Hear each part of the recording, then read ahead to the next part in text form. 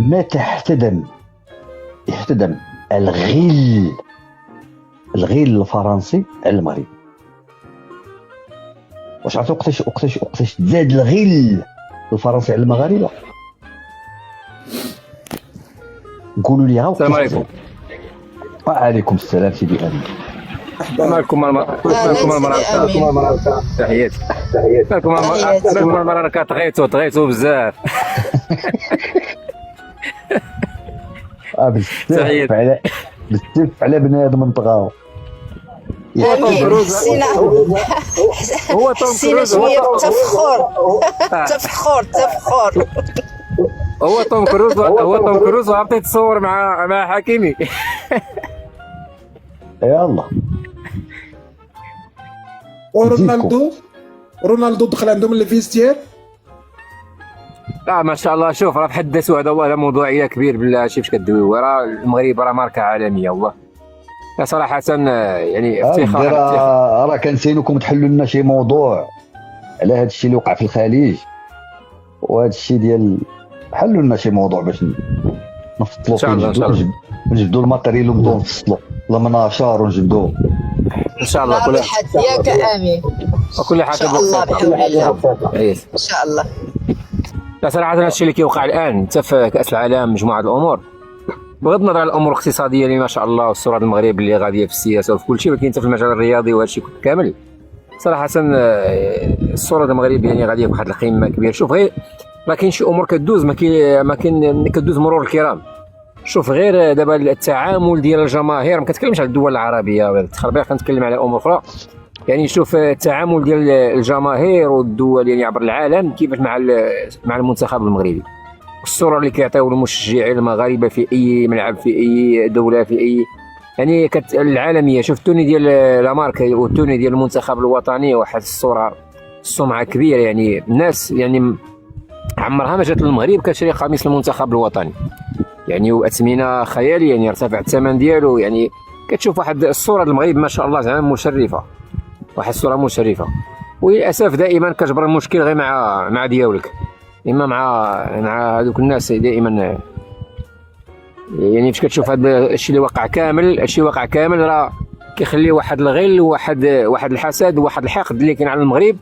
وهذا مبين السبب ديال الهجمات اللي وقع على المغرب مؤخرا اعلاميا وفي مجموعه الامور، لان كيشوفوا ان هذا المغرب عياو ما يحاولوا انهم باش يشوهوا السمعه ديالو او الصوره ديالو او مجموعه الامور، وكل ما هما كيزيدوا يتهجموا على المغرب اعلاميا الا والمغرب كيزيد يقصفهم اعلاميا في ارض الواقع. وهذا الشيء اللي واقع اليوم في كاس العالم، وهذا الشيء كله هذا الشيء اللي واقع انجازات صراحه كبيره، وواحد يعني الصوره ديال المغرب غاديه في واحد المستوى كبير يعني. وهذا الشيء راه عنده انعكاسات كبيره فكتولي عندك واحد الصوره دوليه كبيره. يعني شوف الان المغرب فين واصل يعني، والصوت ديالو فين واصل عبر العالم، راه كتجبد يعني كتستقطب يعني سياح، كلشي كيبغي يجي يكتشف المغرب، كتستقطب مجموعه الامور. وشو غير الفرق الان اللي كاين ديال التعامل، وهذه صراحه الحقيقه خصنا نعترفوا بها، ماشي افتخار ماشي زعما مزايده ولا فاش كنشوفوا مثل طريقه التعامل ديال الدول عبر العالم مع القميص المنتخب الوطني المغربي ومع الجماهير المغربيه ومع المنتخب الوطني والاسم ديال المغرب، راه ماشي هي نفس التعامل مع المنتخبات الاخرى، خاصه المنتخبات العربيه. ولا هذا غير مثال. شكون داها في لاتوني ديال مصر؟ شكون اللي داها في لاتوني ديال الكيان الاخضر اللي في جوارنا؟ شكون اللي داها شكون اللي تسوق لاتوني ديال الدول الخليجيه او العربيه؟ ما كنشوفوش هذا الاقبال اللي كاين بين قوسين ديال نعم المصداقيه، ما كنشوفوش هذا الاقبال ديال جماهير غربيه ودول عبر العالم. ولكن كنشوفوا المغرب يعني الصوره ديالو صراحه غاديه في واحد المستوى كبير بزاف، وهادشي صراحه راه كيشرف. كنفتخروا بهادشي، كتشوفوا الجماهير تبارك الله حاضره يعني فين ما مشيتي حاضرين الجماهير المغربيه. طريقه ديال التشجيع، شوف الطريقه باش تحولوا من في امريكا من مدينه الى مدينه، الناس جايين بلي موطار يعني. حتى في قناه الخنزيره الجزيره علقت على هذا الشيء هذا. كتشوف الجماهير المغربيه اخترعوا طريقه باش طريقه الالتحاق بالتشجيع بلي موطار، وداروا واحد جروب 700 كيلومتر ضاربين باش يوصلوا واحد الصوره المغرب يعني غاديه يعني عبروا على القوه ديال المغرب اللي كاينه عبر العالم، وحتى على القوه التواجد ديال المغرب من داخل الولايات المتحده الامريكيه. شفنا العمده كذلك ديال مدن امريكيه يعني كيبوستيو الصور ديال المغرب، كاين يعني في القطارات في مجموعه الامور يعني امور صراحه تشرف. ولكن عندي سؤال، متى بالضبط يحتدم هاد الصراع او التهجم على المغرب، خاصة بين قوسين من فرنسا على المغرب. ايوا احتدم راجل. بالنسبه لي انا كل واحد كيشوف الامور، انا بالنسبه لي انا احتدم الصراع وهذا التهجم على المغرب منذ يعني الخوف من العلاقات المغربيه الامريكيه الاسرائيليه واتفاقات مجموعه الامور. انا كنعترف بها هذه حقيقه. التقارب الامريكي حاجه لا اللي هذا الشيء اللي قلته دابا راه ماشي تبقى تشوفوا هذاك لاطاك ديالهم راه نيجاتيف، راه موتيفون بور لو ماروك. لا مزيان، راه في الناحيه حنا كناخذوا بناحيه ايجابيه. راه كل ما كان سي دو فيول، راه ليسونس تعطيك قوه باش تزيد. صحيح، راه كل ما كان تحيه الاخت ساره، كل ما كان الهجوم على المغرب اعلاميا وهذه الحملات الشرسه راه حنا كنستغلوها في الصالح ديالنا. كتزيد تقوي الجبهه الداخليه، كتعطي واحد العزيمه ديال المغاربه، كيعرفوا المغاربه ان بلادهم مستهدفه، كيعرفوا المغاربه الداخل المغرب. نعم، اشهار المغرب يعني في كيولي كيتكلم ما كانش عندنا هذا الهجوم غادي يكون اللانجاج ديالكم سا مسيو امين فاس. لا راه غنكون داير خديه وناعس، راه معك بصراحه داير في الرده ديالي. ايوا هذا الهجوم هو اللي خلى عندك هذا البوفوار ديال لا بارول، كذلك خلى هاد الناس تطلع في لي لايف. ضروري، لا متفق معك. تحياتي لك هشام ديال الملاحظه جد مهمه. هذا الهجوم هذا راه في الصالح ديالنا. علاش؟ لان كيخليك يقوي واحد اللحمه مغربيه، كيخليك ان انسان كيترافع على القضيه الوطنيه، كيخلي واحد التعبئه ديال الجبهه الداخليه. الناس كيعرفوا ان كيفاش تكوين ذاتي. برافو، تكوين ذاتي للشخص. هما شحال خسروا الفلوس عليه. صحيح، راه كيضربوا راسهم بيديهم، يعني حنا تكوين ذاتي فابور بلا مدرسه بلا والو. شحال هزمنا خلصوا عندنا اعلاميه. حنا كنتكونوا كنقراو بليكي الحمد لله. شي تيقريشي شي كيقريشي. خلصوا عندنا الفلوس باش نقراو وعريت. ايوا راه هادي لا غياليتي. كون ما كانش هذاك التهجم غادي تلقاني انا هنا في اللايف. غادي تلقى ساره، غادي تلقى سميره. شوف اسمع لي مزيان. التهجم كتخلي الانسان كيكون كما قال هشام الدين راسو ذاته نفس، يعني نفسه ذاتيا. يعني كتشوف الانسان كيمشي كيبحث باش يجي يترافع، كيمشي الانسان يبحث باش يجي يجاوب، كيجي الانسان كيدير واحد المجهود، والانسان كيتكون هكا مزيان، وكتكون حتى واحد الجبهه داخليه موحده، وكتزيد يمكن بداك العباره الشهيره اللي كنقولوا ينقلب السحر على الساحر. يعني دابا شتي المغاربه شحال من واحد عنده شان يوتيوب في هذا الشيء. صحيح، هو غير عادي ولا متر. صحيح. شكون اللي عطاه هذه الفرصه؟ ساين عرفتوا وقتاش زادوا حتى هذا الشيء بزاف. كنرجعوا للسؤال ديال السي عمر. الهجمه نهضروا صراحه، الهجمه فوقاش بانت بزاف. الهجمه كانت صراحه من شحال هذه علينا من قبل مجموعه الامور، ولكن كانت هجمات خفيه قليل اللي شايفها، كيحركوا عين واحد الملفات سريه. ولكن فوقاش ولا الهجوم علني صافي، يعني شعلوا الهجوم علني على المغرب. واش كنقول الهجوم علني على المغرب؟ راه كنتكلم غربيا اوروبيا ودوليا وحتى عربيا وافريقيا. فوقاش وراه درنا فيها لايفات قديمه ووضحنا فوقاش النهار اللي المغرب ضرب بقوه في العلاقات والتقارب المغربي الامريكي الاسرائيلي. علاش؟ لان نهضروا صراحه، فاش كيشوفوك انك انت عندك علاقات قويه نهضروا بصراحه مع الناس اللي حاكمين العالم، يعني كيخافوا من هذا الشيء هذا، وعارفين واحد ذكرنا الاسباب، لان كيعرفوا ان المغرب غيستغل هذه النقاط كبيره، والمغرب عنده تنظير ودوله المصداقيه والموثوقيه، يعني يمشي بعيد في هذه الامور. وخير دليل شوف صغير شحال من سنه على الاتفاق الثلاثي، شوف المغرب فين وصل في العلاقات المغربيه الامريكيه الاسرائيليه، يعني شوف الامور فين وصلت تجاريا في مجموعه الامور. خويا امين مزيان الله يحفظك، وكلامك هو الكبير.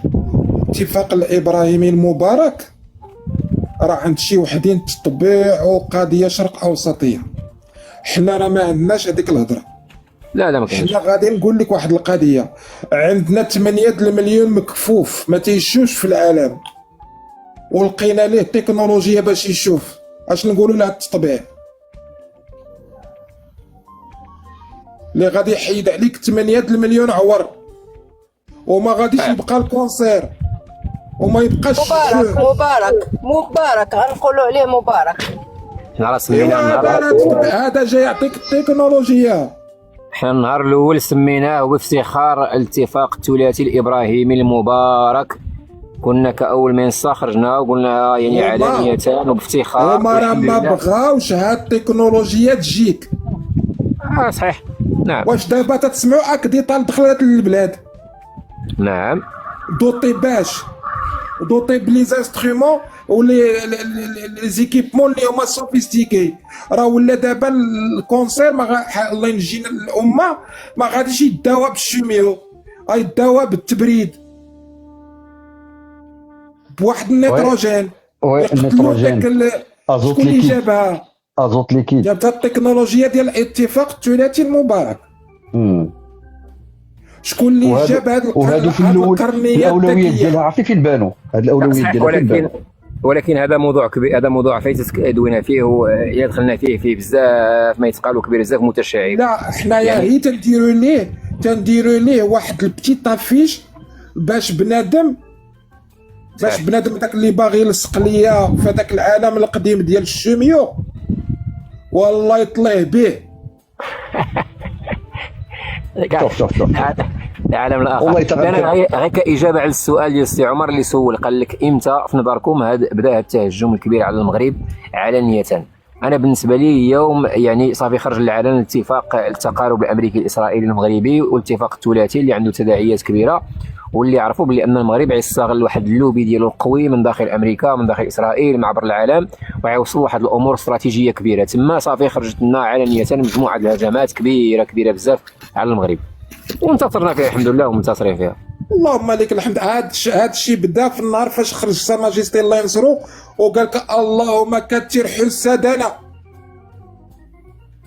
من تما سي حميد اللي شاف يعني الجنود ديالنا المغاربه البارح في غزه والبارح في غزه الوقوف ديالهم كيفاش باش يديروا الامن ديال غزه ووقفوا على الامن ديال غزه.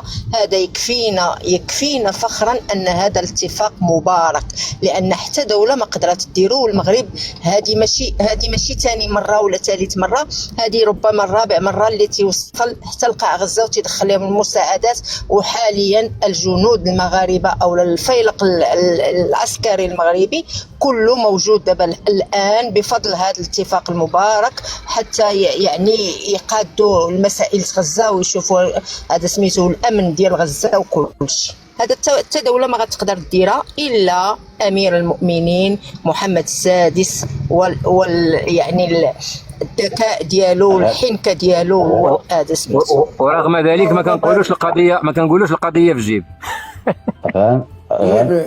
غير باش نعرفوا راه واحد الناس الله يرحم لكم الناس كانت تتحاربنا بهذيك الايديولوجيه باش تعطل هاد لا ترانزيسيون ديال 2026 هاد لو موند بوان 02.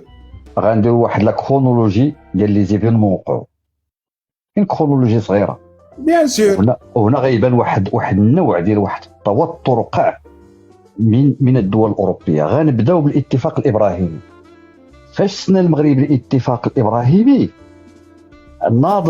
ناضت فرنسا كانت اول دوله قالت بانها اذا تنازل المغرب عن الاتفاق الابراهيمي غتحل لهم المشكل بينهم وبين الجزائر. فرفض المغرب رفضا تاما. غنزيد واحد الكرونولوجيا اخرى. فرنسا قامت بمناورات عسكريه مع المغرب في البحر الابيض المتوسط. فجاء البنتاغون والكونغرس الامريكي الى المغرب فقال بان سياده الامن ديال البحر الابيض المتوسط تحت لواء جلاله الملك او القائد الاعلى للقوات المسلحه الملكيه. وكان هذا ضربه اخرى اللي دفع فرنسا بانها ما تقبلتش هذا الوضع هذا وبقات كتغوت. جات حركه اخرى اللي هذه الحركه هذه هي اللي كانت واحد الشيء اللي كانت غتقسم ظهر الباعث. شنو هو عندما قام المغرب بالتوقيع علاش على عضو مؤسس في مجلس السلام الذي هو حاليا يتولى هذا المشكل ديال غزه وهذه الامور كلهم. الاخوان راه مازال ولكن وقتاش فرنسا صافي لا صارت. نقصدي واحد الحدث جا قبل من القضيه ديال مجلس السلام، هو مبادره دول الساحل والاطلسي. لا هادوك راه بداو شحال هذوك ساين باش حنا غنخرجوا ليها نيشان. عمر سمحوا لي غير نكمل. اسمح لي يا عمر، اسمح لي باش تزيد تديفلوبي مزيان. الاتفاق الثلاثي الابراهيمي المبارك توقع في اش من ايفينمون في ديال لا سيتياسيون ديال لا بانديمي، في كورونا الناس تتموت ما عندهاش التلقيح ميم لوروب. وي في 2020 يعني في الاخر ديال 2020 تقريبا. راه فوز فداك الاتفاق تحيد البلوكاج على لي فاكسان في لافريك. واخر اللي مرض الفرنسيين بقوه هو ان قامت امريكا بضم المغرب كعضو اساسي فاش مع هذه النادره. الله يرضي عليك. هنا عرفت فرنسا بانها حوصرت حصورا محاصره نهائيه. علاش؟ لان كانت كتشوف راسها فين؟ كانت كتشوف راسها في بلاصه المغرب. كتقول لك انا راه كان عليا نكون في بلاصه المغرب. علاش ما نكونش في بلاصه المغرب؟ كان عليا نكون في بلاصه المغرب، وهذا ما اثار ذعر فرنسا. وحاليا راه القادم أسوأ. فاش؟ التهجم على المغرب. انا كنقولها وكتحمل المسؤوليه ديالي. التهجم على المغرب. ورا قلنا، اسمح لي نقاطعك سي عمر، قلنا ان الجينيراسيون جيل زد او جيل الزمر راه قلنا واخا طاح المشروع وانهزموا في هذا المشروع، راه قلنا في اللايف ديالنا سابقا قلنا باللي ان المغرب سيتعرض الى هجمات اقوى قادمه. وكنا وراه هذا الشيء موثق في اللايفات. ونزيدكم القادم أسوأ على من؟ علينا في التهجم الإعلامي، ولكن القادم أسوأ على أوروبا. فاش؟ في الموارد الطبيعية. وشنو؟ وإتمام واحد النوع ديال قوانين تحويل الموارد الطبيعية من إفريقيا. فراني شوية أوروبا. فراني شوية، راه كاينة مفاوضات مع الصين، خلينا ساكتين.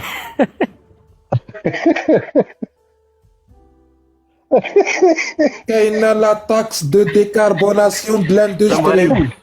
المغرب راه طرق مع الامريكان ودابا راه كيطرق مع الصين. وعرفتوا علاش؟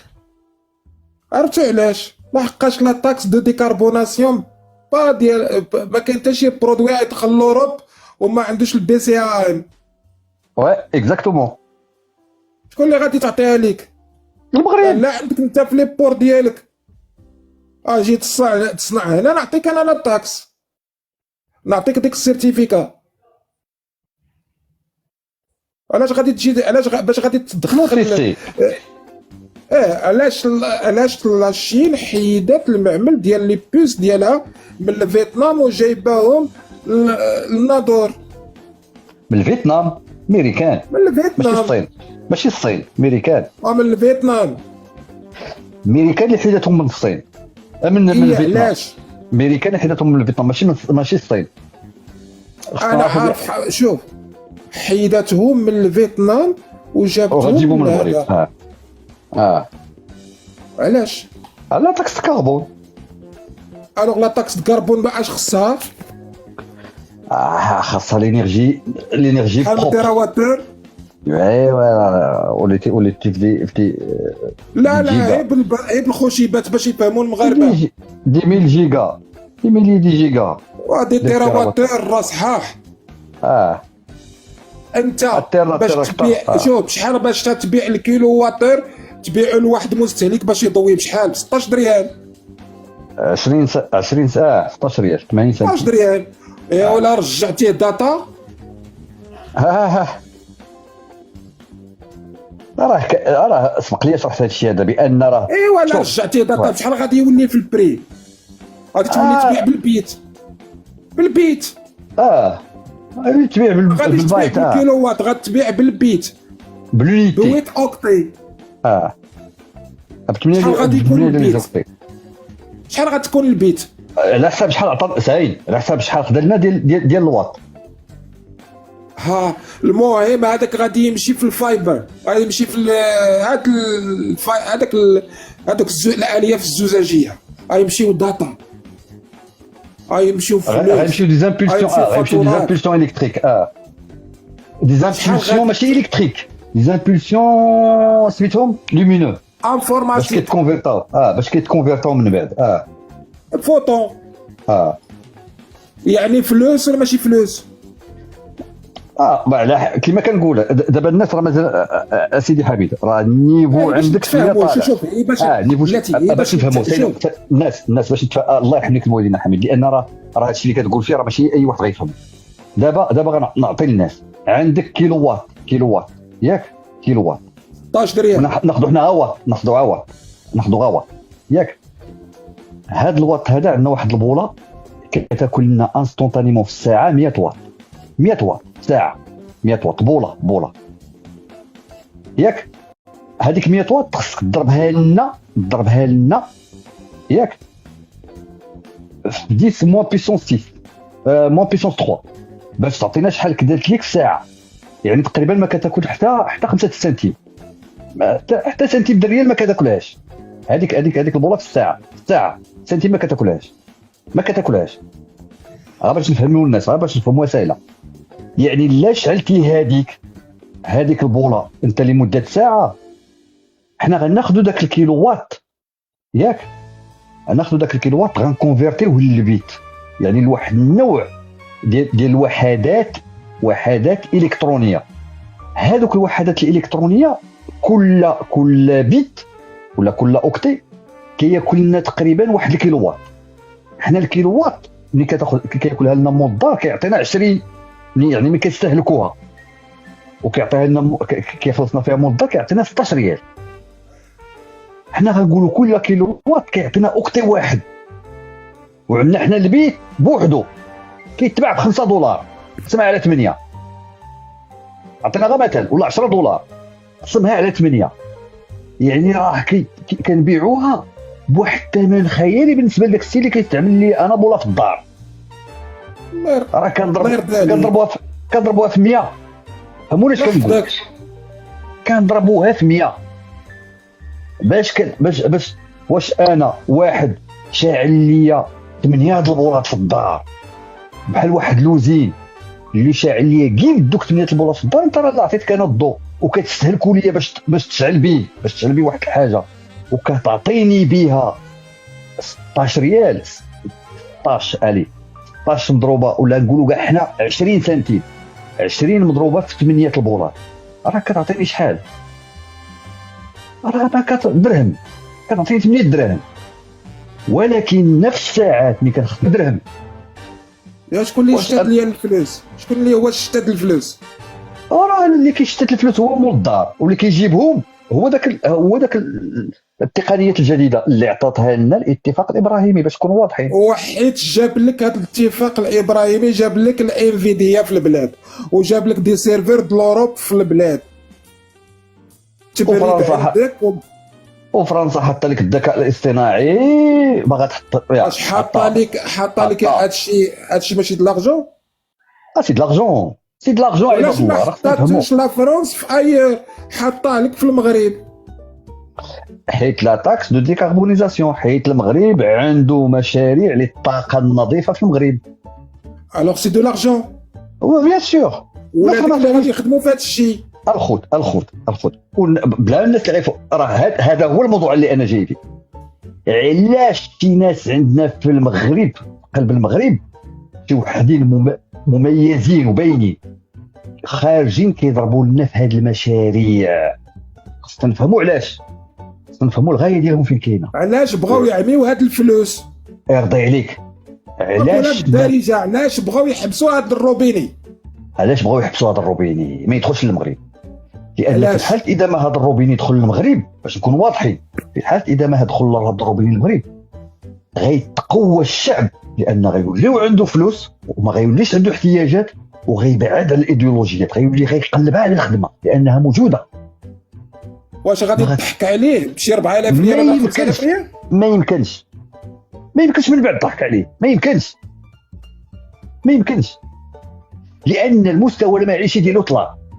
واحد الانسان كيشد 1000. نعطيكم غير مثال بسيط، مثل بسيط راه قالت بوم دابا في المغرب، قالت بوم في المغرب، هو الكابلاج. شركات الكابلاج اللي كتعرفوا، شركات الكابلاج كيخلصوهم 3800 درهم، كانوا شحال هذه كيخلصوهم 3800 درهم، كيخدموا الناس فيها في المغرب.